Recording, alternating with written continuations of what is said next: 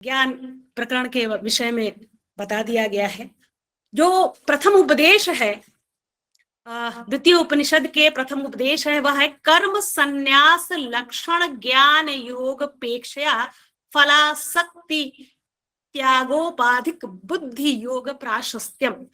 यह इस प्रथम उपदेश का शीर्षक है। अर्थात कर्म परित्याग लक्षण ज्ञान योग की अपेक्षा फलासक्ति त्याग एवं कर्म परिग्रह लक्षण बुद्धि योग ही प्रशंसनीय मार्ग है। अर्थात जैसा कि अब तक यह सर्वविदित हो गया है कि 4 योगों की चर्चा भाष्यों में की गई है, आचार्य विद्वान द्वय के द्वारा की गई है। वह जो 4 योग हैं, वह 4 योग हैं ज्ञान योग, कर्म योग, भक्ति योग और बुद्धि योग। इस प्रकरण, इस उपदेश के माध्यम से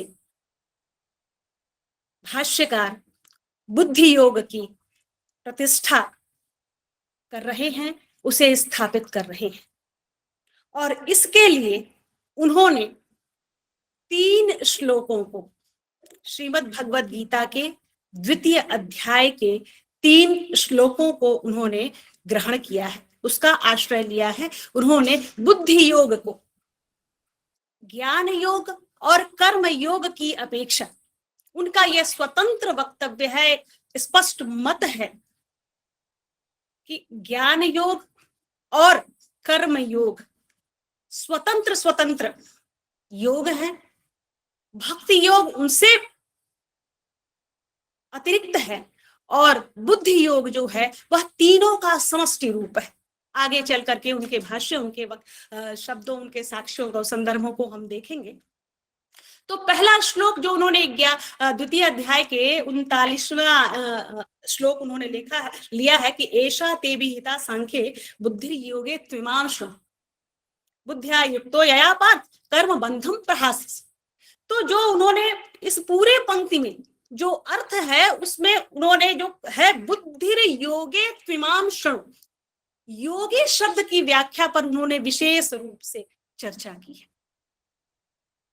उनके अनुसार जो योग शब्द है वह केवल एक जो पंक्ति है गीता की, उसमें वहां पर वह कर्म योग का वाचक है। एकम सांख्यम च योगम च यह पश्यति स पश्यति।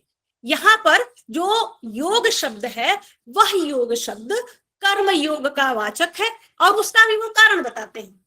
उनका कहना है कि चूंकि भगवान ने कहा ही है 3वें अध्याय में कि लोकेस्मिन् द्विधा निष्ठा पुरा प्रोक्ता मया नघ ज्ञान योगेन सांख्यानाम कर्म योगेन योगिनाम। तो यहाँ पर जो एकम सांख्यम च योगम जो कह रहे हैं, तो सांख्य के साथ योग कह रहे हैं, तो कर्म योग की ही प्रतिष्ठा बनेगी, कर्म योग ही अर्थ बनेगा। इसलिए यहाँ पर मात्र यहाँ पर उनका आशय कर्म योग है।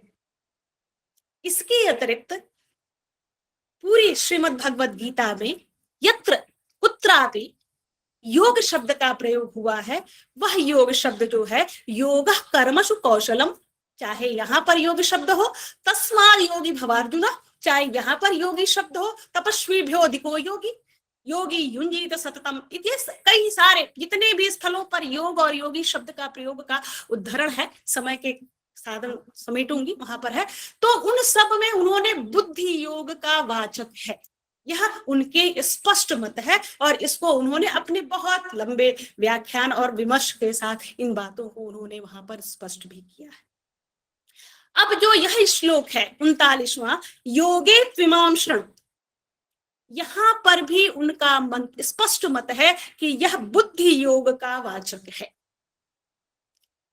गीता प्रेस, क्योंकि मैं गोरखपुर से हूं, तो गीता प्रेस की जो गीता तत्व विवेचनी हिंदी टीका है, वहां पर भी हम देखेंगे तो वहां पर वो कह रहे हैं कि भगवान सांख्य योग का बताने के पश्चात अब कर्म योग के लिए तत्पर कर रहे हैं। इसका अर्थ वो कर रहे हैं कि बुद्धि योगे त्रिमांशों का, कि हे अर्जुन, अब कर्म योग के विषय में सुनने के लिए तू तत्पर हो जा। श्री जय दयाल गोविंदका जी की जो हिंदी तत्व विवेचनी टीका है, गीता के सभी उपासक उस ग्रंथ से परिचित हैं, वहां पर उन्होंने उसको कहा है। आचार्य जो हमारे आदि गुरु शंकराचार्य हैं, जिनको दर्शन में हम उनको जिनका श्रवण किए, जिनका स्मरण किए बिना हमारा दर्शन पूरा नहीं होता, दर्शन का ज्ञान हमारा पूरा नहीं होता, उनका भी उस योग को लेकर के जो उनकी जो व्याख्यान है वो कहते हैं कि योगे तो तत्प्राप्ति उपाय निसंगतया द्वंद्व प्रहाण पूर्वकम ईश्वराराधनार्थे कर्म योगे कर्मानुष्ठाने समाधि योगे च। अर्थात जो पहले ज्ञान योग कहा गया है, उस ज्ञान योग की प्राप्ति के उपाय के रूप में यह जो योग है वह आसक्ति रहित होकर दुख सुख आदि द्वंद्वों के त्याग पूर्वक ईश्वर आराधना के लिए कर्म योग और समाधि योग के विषय में बुद्धि को आगे कही जा रही है। हे अर्जुन, तू उसको सुन। तो उन्होंने एक थोड़ा और आगे बढ़ करके इसका किया है। चूंकि हम देखना यहाँ पर हमारे लिए होगा कि इस भाष्य में विशिष्ट क्या है, इसलिए हमारी परंपरागत अर्थों को स्मरण करना, सबको ज्ञान होने के बाद भी उसका स्मरण करना यहाँ पर आवश्यक प्रासंगिक प्रतीत होता है। शास्त्री जी बुद्धि योग के रूप में कहते हैं कि निश्चित रूप से भगवान बुद्धि योग का यहाँ पर कथन प्रारंभ कर रहे हैं। योग शब्द से बुद्धि योग कह रहे हैं और वह कह रहे हैं कि हे अर्जुन, मैं तुम्हें विश्वास दिलाता हूं कि बुद्धि योग से कर्म करते हुए तू कर्म बंधन में नहीं पड़ेगा। जो नीचे की पंक्ति है कि कर्म बंधम प्रहास्यसि, तू न केवल कर्म बंधन में ही नहीं अपितु योग किंवा बुद्धि योग के प्रभाव से संचित सांसारिक कर्म बंधनों को भी काट सकेगा। यह उनकी पंक्ति है और इसके लिए उन्होंने बहुत सारे लोक के दृष्टांत उन्होंने दिया।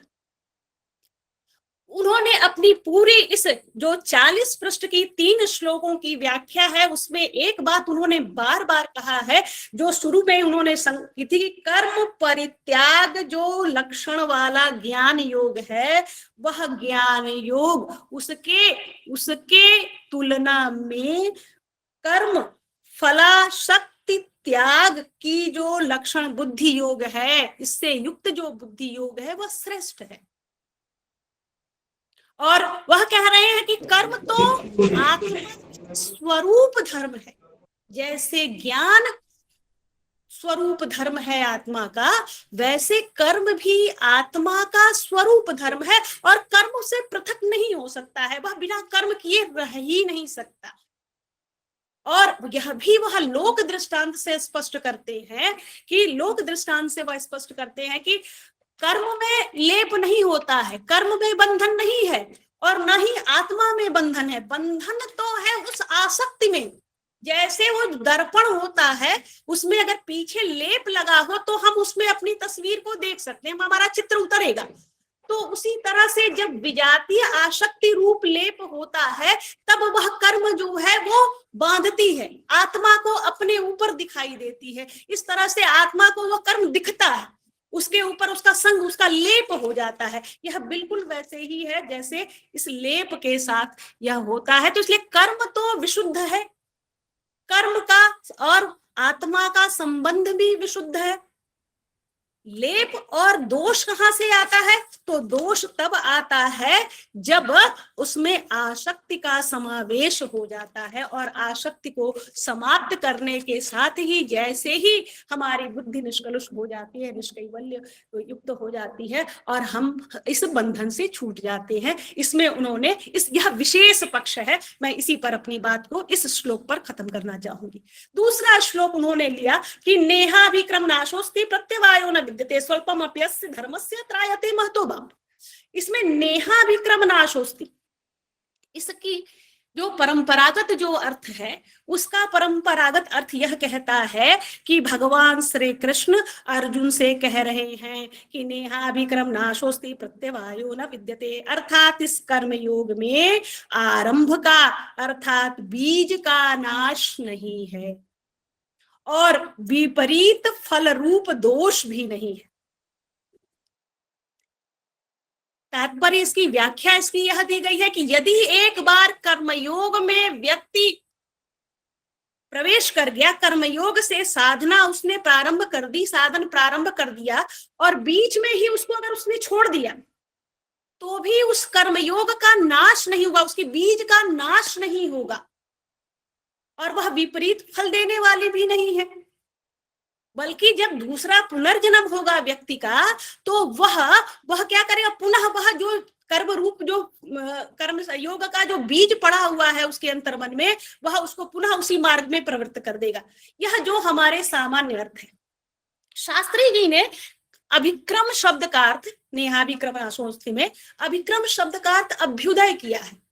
यहीं से हमको समझने की जरूरत है कि जो उन्होंने कर्म योग को और बुद्धि योग को अलग अलग किया है, कि कर्म योग से वो क्या समझ रहे हैं, क्या वो अर्थ हमको बताना चाह रहे हैं। तो कर्म शब्द का उनका निश्चित तात्पर्य है अभ्युदय। अभ्युदय अर्थात ऊपर की ओर जाना। अभ्युदय कैसे होता है? वो सत्कर्मों से होता है। सत्कर्म कौन से? जो वेद शास्त्र विहित यज्ञ तप जप इत्यादि बताए गए हैं, वह सभी जो कर्म है वह सत्कर्म है। और इन सत्कर्मों से करने से हमको स्वर्ग लोक की प्राप्ति होती है, यही अभ्युदय है। और इसी के साथ ही वह बताते हैं कि प्रत्यवाय, लेकिन और इसी जो अभ्युदय प्रत्यवाय क्या है कि जब हम शास्त्र विरुद्ध कर्मों का आचरण करते हैं तो उसके परिणाम स्वरूप प्रत्यवाय होता है और हम दितिलोक में जाते हैं। तो जब दितिलोक में जाते हैं तो हमको नरक में जाते हैं, अर्थात वह प्रत्यवाय है। उन्होंने इसका जो निष्कर्ष लिखा है उसमें उन्होंने लिखा भी है, जो लक्षण दिया है अभिक्रम का, कि उद्देश्यार्थ साधनानुकूल पूर्ति अभिमुख चेष्टा संचार क्रम अभिक्रम। और प्रत्यवाय का लक्षण उन्होंने किया कि अभ्युदय प्रतिकूला कार्य निपात लक्षणा चेष्टा गति प्रत्यवाय। फिर एक और लक्षण उन्होंने दिया कि ऊर्ध्व आत्मना ऊर्ध्व प्रचार अभिक्रम। और प्रत्यवाय का लक्षण उन्होंने दिया कि आत्मनो अधा पात प्रत्यवाय। वो अब यहाँ पर यहीं पर जो अभ्युदय से यह समझ में आता है कि उन्होंने कर्म योग को क्यों पृथक कर दिया। उन्होंने उस कर्म योग को, जिस निष्काम कर्म को योग को बुद्धि के साथ जोड़ करके हम कर्म योग और सांख्य और योग कर्म की बात कर रहे हैं, उन्होंने उस कर्म योग को भी अपने इस भाष्य में स्थान दिया है, उस सत्कर्म से संबंधित। फिर तो अभ्युदय अगर उन्होंने अर्थ लिया है तो वहां पर अभ्युदय शब्द का प्रयोग क्यों नहीं हुआ है, क्यों अभिक्रम शब्द का प्रयोग किया है, यह बताने के लिए उन्होंने कहा है कि अभिक्रम शब्द का प्रयोग भगवान कर्म की सांतानिक प्रावाहिक रहस्य को बताने के लिए है।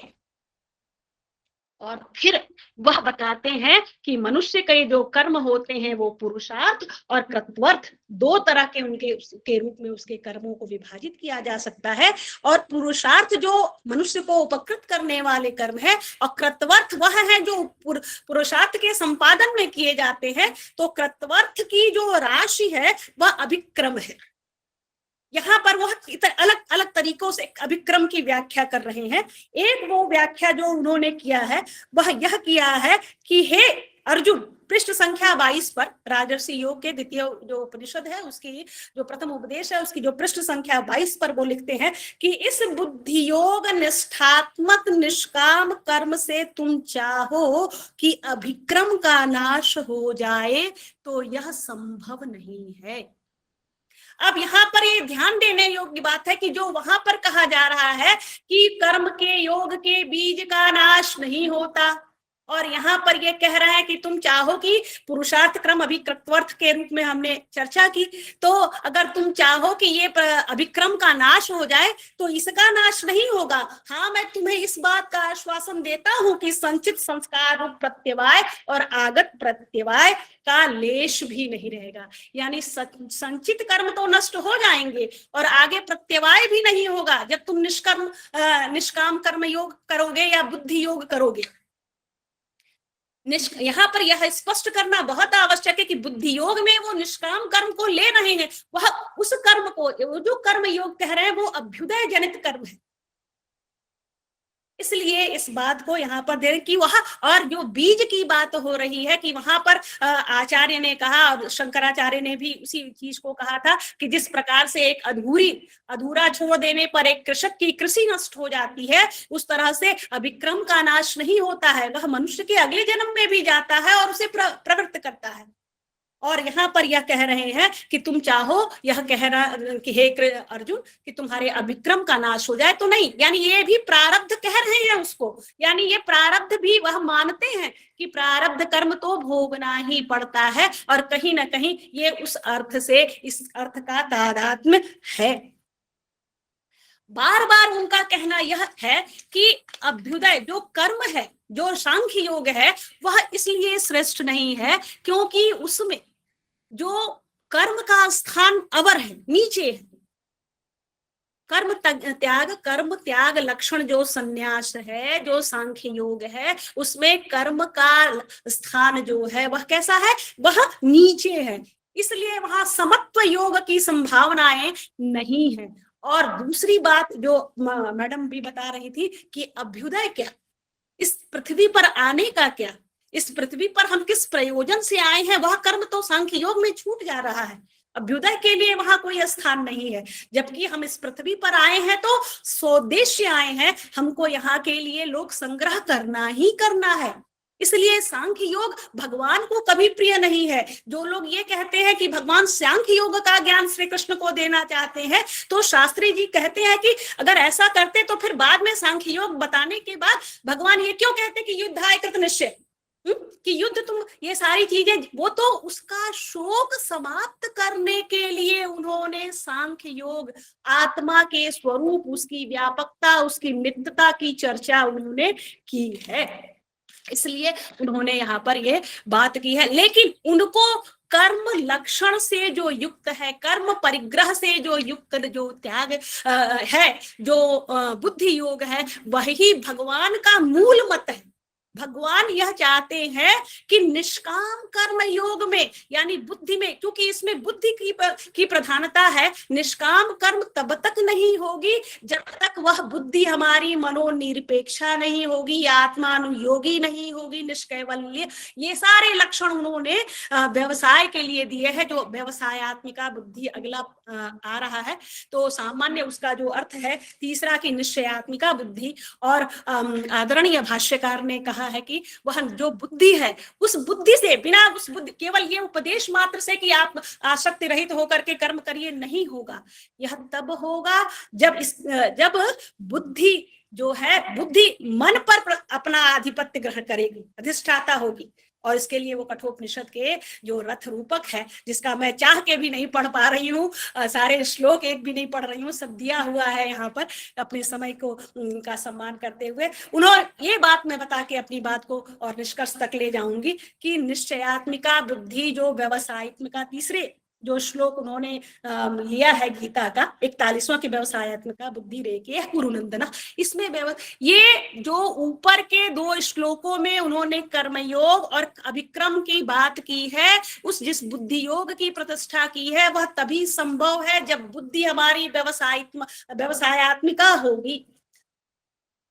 और व्यवसायत्मिका बुद्धि क्या है, व्यवसाय क्या है, तो संकल्प विकल्प एवं कामासक्ति दोषों से युक्त, दोषों से मुक्त विशुद्ध मन पर अनुग्रह करने वाली बुद्धि ही व्यवसाय है।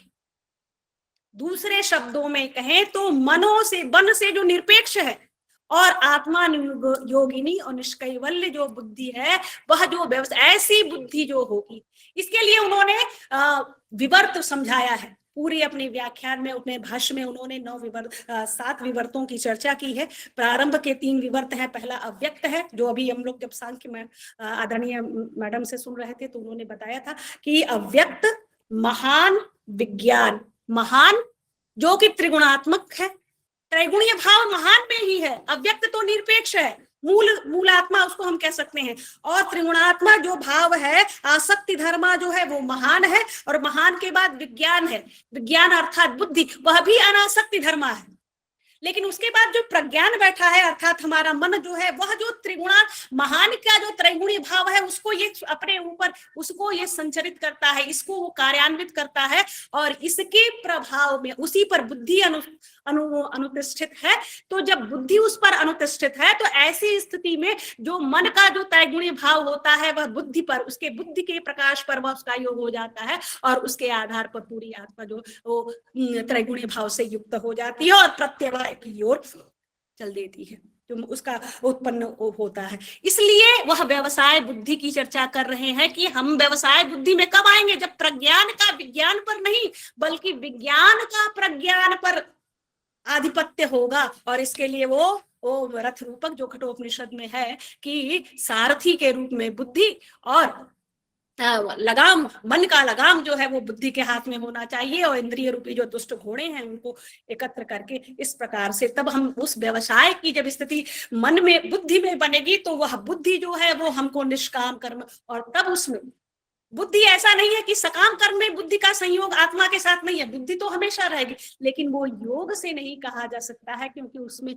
आसक्ति, उसमें वो सारे दोष उसके साथ संलिप्त है, त्रिगुण भाव उसके साथ संलिप्त है, इसलिए हम उसको योग की संज्ञा नहीं दे सकते। योग की संज्ञा तो जब व्यवसाय के लक्षण परिधि में जब आ जाएगी, बुद्धि आ जाएगा, तो इस प्रकार से करते। संक्षेप में मैं दो निष्कर्ष के रूप में कहना चाहूंगी कि आदरणीय जो हमारे आचार्य द्वय हैं, पंडित मोतीलाल शास्त्री जी के जिस भाष्य के आधार पर मैंने ये बात कहने का प्रयास किया है, उनके अनुसार भगवान श्री कृष्ण का सिद्धांत ज्ञान कर्म समुचित बुद्धि योग है।